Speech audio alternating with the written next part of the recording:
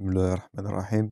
Bonjour chers étudiants, continue toujours dans le cours de lymphome non hodgkinien dans la série des vidéos d'oncologie. Donc aujourd'hui on va voir la classification et la clinique des lymphomes non hodgkiniens et on va voir une grande hétérogénéité. Toujours vous allez trouver tous les supports dans la description pour télécharger. Toujours je vous invite à abonner chers amis pour recevoir ces vidéos durant toute l'année. Et je demande de votre part un maximum de j'aime, maximum de partage pour que ces vidéos atteignent le maximum nombre des étudiants le plus tôt possible. Donc, la classification, elle a suivi de plusieurs différents stades. Donc, il existe bien sûr une grande hétérogénéité parmi les lymphomes et de nombreux sous-types. Le sous-type des lymphomes B, le sous-type des lymphomes T et même le sous-type des lymphomes 1K. Au moins 6 classifications différentes ont existé. Donc, une classification en 1966, une classification de Lennart Hill en 1978 et Luc en 1977, qui a phénotypé quelques lymphomes de type B et T, et elle a proposé une classification de LNH de faible grade voire à haut grade, suivie par d'autres formulations internationales en 1980. Ensuite, Real 1984 et l'OMS 2001. Ces sous-types, ou bien ces sous-types-là des lymphomes sont entités uniques qui sont définies sur la base des critères morphologiques, cliniques, immunologiques et même génétiques moléculaires. On distingue les lymphomes ganglionnaires, donc ça c'est à retenir, des lymphomes extraganglionnaires, les lymphomes à phénotype B et T, les lymphomes d'origine naturelle killeuse et les lymphomes agressifs ou bien des lymphomes dites indolents. Donc, on va aborder la notion des lymphomes indolents et les lymphomes agressifs. Donc, on parlera de lymphome qui est indolent si son évolution elle est lente. Donc, il répond lentement au traitement, mais faites attention, et ils ne sont pas généralement curables par les approches thérapeutiques standards. Donc, leur évolution elle est lente, mais ils sont résistants aux méthodes thérapeutiques standards. On parlera de lymphome agressif. Là, l'évolutivité de ce dernier, elle est rapide, mais il est très sensible à la chimiothérapie. Souvent, il est curable. Donc, un lymphome indolent, c'est plus difficile à traiter plus qu'un lymphome qui est agressif. Donc, ça semble l'inverse, mais notez bien, lymphome indolent, évolution lente, difficile à traiter. Puisque ce lymphome-là est agressif, puisqu'il est chimiosensible, voire même certains des cas qui est curable. Une pathologie qui évolue chronique, ça serait difficile à traiter. Et là, c'est le tableau concernant la dernière classification de l'OMS 2001. Donc, on note de multiples lymphomes. Donc, les néoplasies ou les lymphomes des précurseurs lymphatiques, ils peuvent s'agir soit des lymphomes des cellules B, ou bien des précurseurs des cellules T, ou bien des natural killers. Donc, selon les cellules B, on note les lymphomes, les leucémies lymphoblastiques. Autre prolifération des lymphocytes B matures, on note là les LLC qu'on va l'aborder prochainement. Les leucémies polylymphocytaires B, les lymphomes lymphoplasmocytaires, les lymphomes extraganglionnaires du MALT, les lymphomes de la zone marginale, donc tout ça on avait vu précédemment, les lymphomes du menton, les lymphomes à grandes cellules, donc notez bien, tout ça ce sont des lymphomes de type lymphocytaire qui est B. Donc on a abordé ça précédemment dans la première partie, vous pouvez les consulter. Donc plusieurs types, je répète, de lymphomes, soit d'origine B, soit d'origine T. Comme origine B, on note les lymphomes de la zone marginale. On note aussi les lymphomes extraganglionnaires du MALT, les cellules, ou bien les lymphomes à cellules du menton, les lymphomes de Burkitt. Donc tout ça, ce sont des lymphomes d'origine de cellules B matures. Mais faites attention, on avait dit qu'il s'agit des lymphomes d'origine de la lignée T, voire même les NK. Donc ça, c'est les leucémies lymphocytaires T. Les leucémies lymphocytaires T à gros grains. On note aussi des syndromes lymphoprolifératifs chroniques à cellules NK. Et la liste s'allonge là voire même des lymphomes anaplasiques.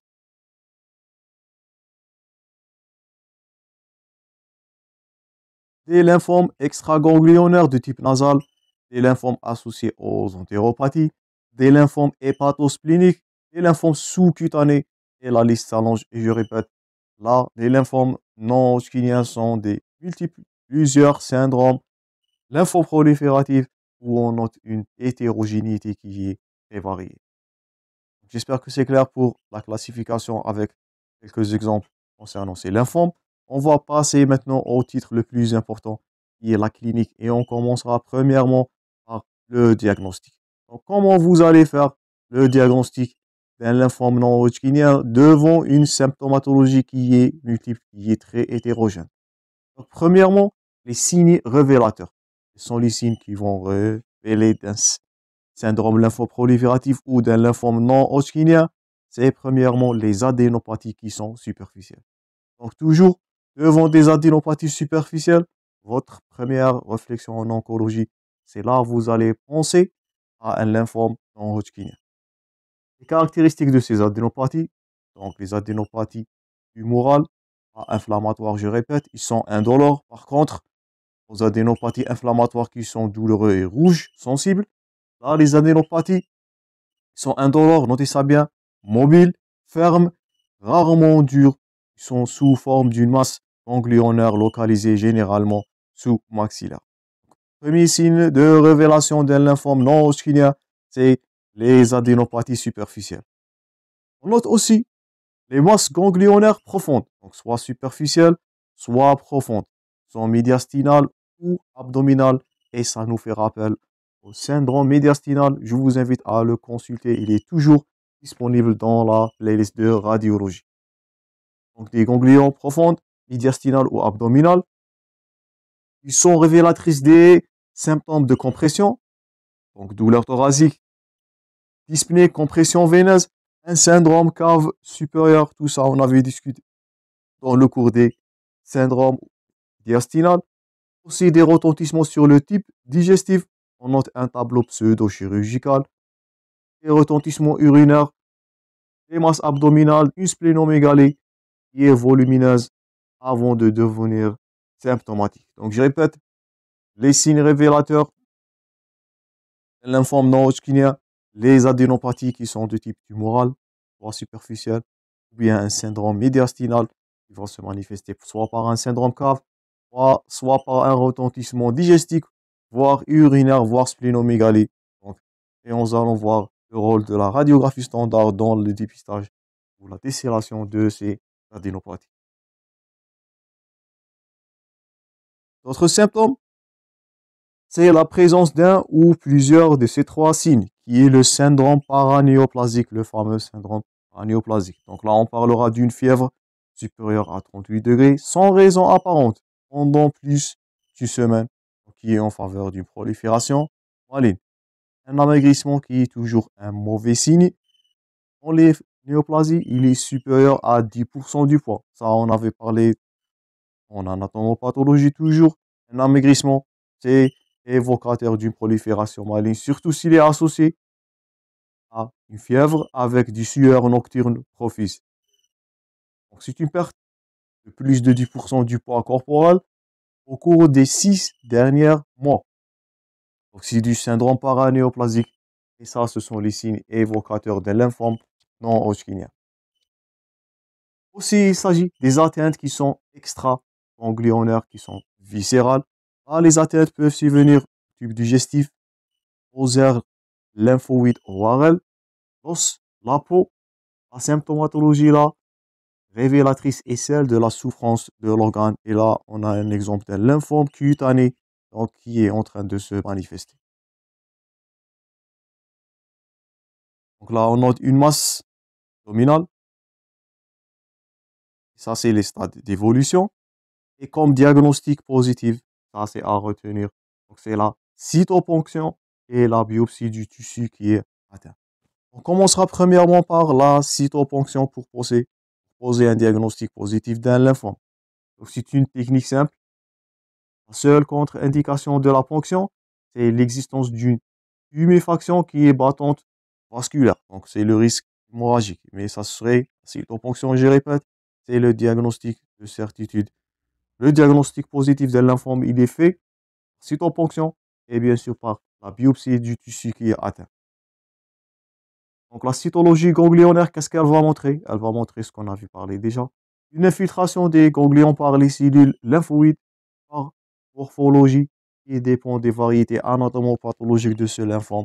Il peut s'agir, je répète, soit d'un lymphome T, lymphome B, soit un lymphome de Burkitt marginal, un lymphome du manteau, voire même un lymphome de la zone centroganglionnaire. Ça dépend selon le type histologique. Donc il existe une variété, une hétérogénéité anatomopathologique concernant le type histologique du lymphome.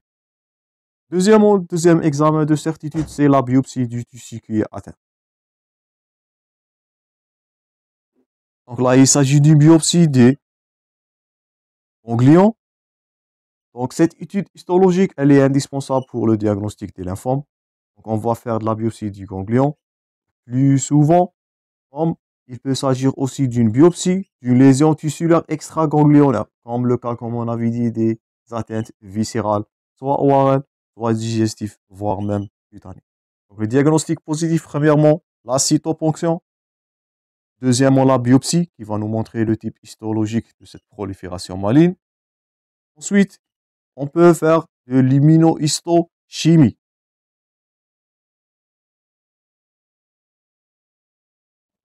Cette méthode, elle est basée sur la localisation des protéines, une coupe de ce tissu-là.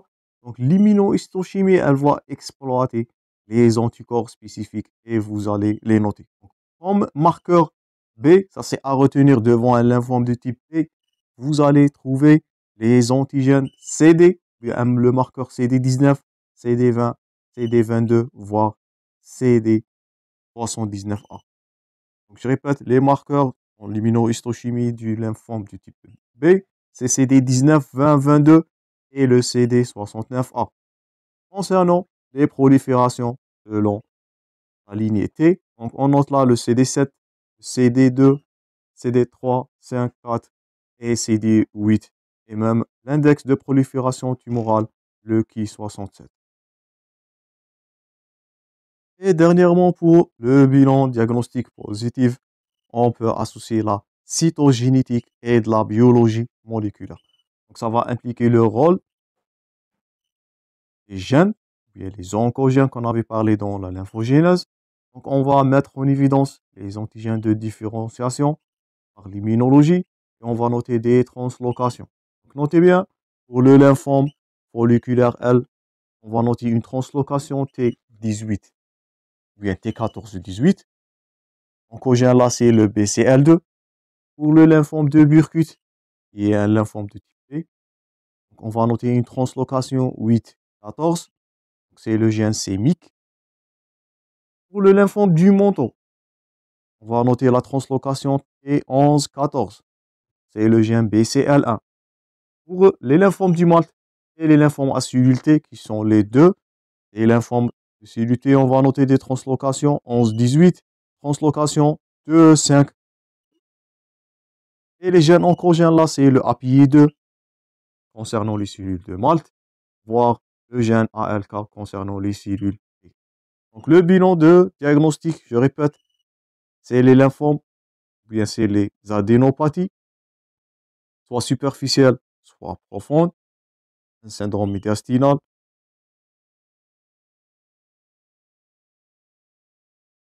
les atteintes extraganglionnaires, voire viscérales, la cytoponction, la biopsie qui va nous montrer le type histologique, et on conclura avec l'immunohistochimie pour rechercher les marqueurs.